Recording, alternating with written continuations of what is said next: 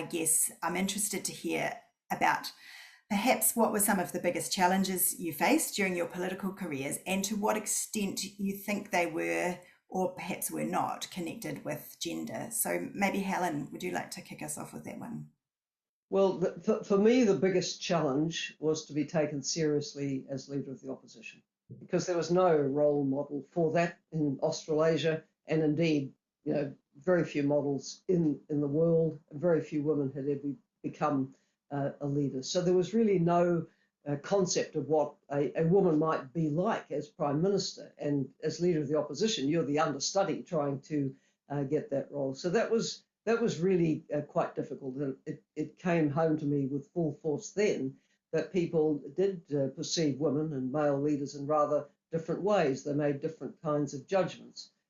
For example, I watch Jacinda's wonderful career at the moment, but there's the people who will harp on about, oh well, she hasn't got the time for it because she has a child. Well, I had the opposite criticism. She doesn't know anything about bringing up families because she's never had one. So how can she understand us? So they'll get you coming and going. If you do have children, you're attacked. If you don't have children, you're attacked.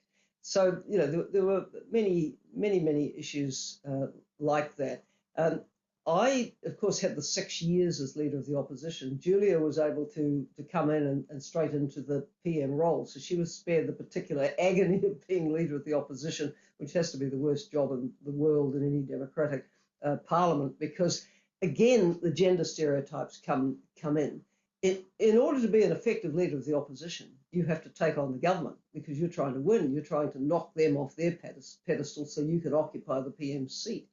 And people don't always perceive that kind of strength and directness well from women. They love it in men. They think, oh, they're strong, but women become tough and not very nice and not very womanlike, and all the rest of the stereotypes. So that was the hardest thing for me, to be taken seriously as leader of the opposition in order to be in a shooting position to become prime minister.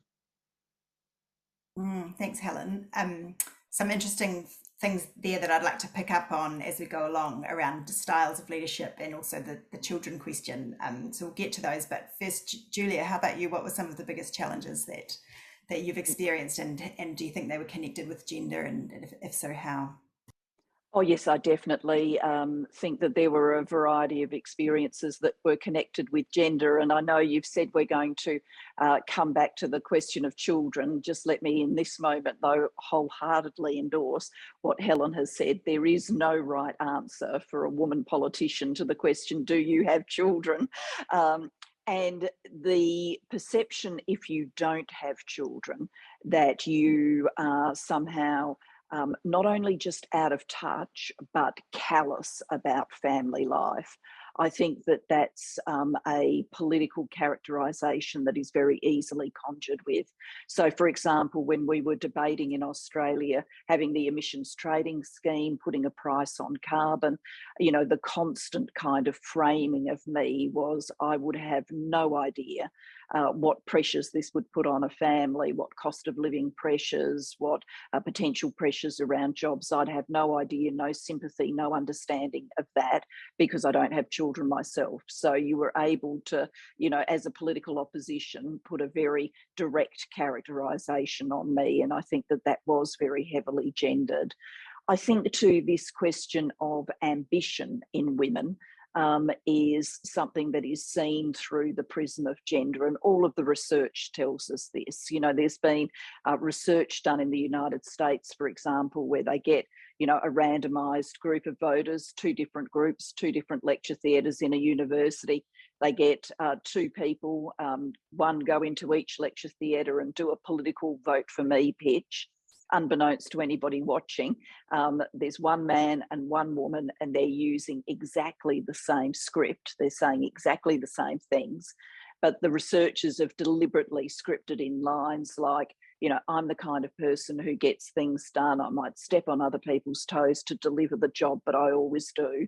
And coming from a man that's seen as ambitious and go-getting, you know, he's going to really go hard. If I give him my vote, that's great. Coming from a woman, she's stereotyped as nasty, not the sort of person that you would vote for. And when they have the little mock votes afterwards, less people vote for the woman than the man, even though they've used exactly the same political pitch. And so I didn't realise about all of that research when I was there, but looking back on it, I can certainly see that there were these series of images put around me. You know, she knocked off a man to get the job. She's ruthless, ambitious. She's ambitious for self, not ambitious for others. What would she know about, you know, ordinary people's lives anyway? She doesn't have children herself. So it came together in this quite, you know, toxic sort of cocktail, and gender was absolutely at the heart of it. And, you know, that's me recounting my experience. But I know from doing the book and doing the interviews that Ngozi and I did with women political leaders, that to a greater or lesser extent, women, whether it's Jacinda in New Zealand or Erna Solberg in Norway or Hillary Clinton or Theresa May, felt those stereotypes to some degree.